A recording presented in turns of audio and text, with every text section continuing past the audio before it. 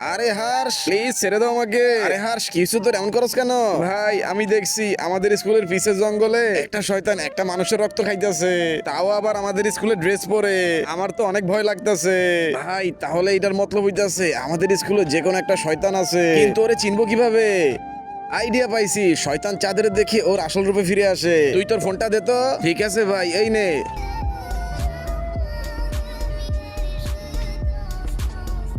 আরে ভাই, এটাতে তো কিছুই চেঞ্জ হয় নাই। তারা আমার কাছে আরেকটা আইডিয়া আছে।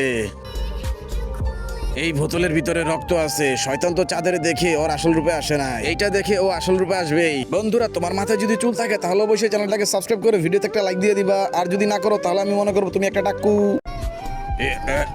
আরে তুই কোথায় যাচ্ছিস? তো তোমরা জেনেই গেছো আমি শয়তান।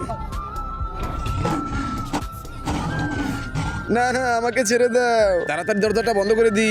এগে গেল শালা, ওরে আমার জলদি খতম করতে হইব।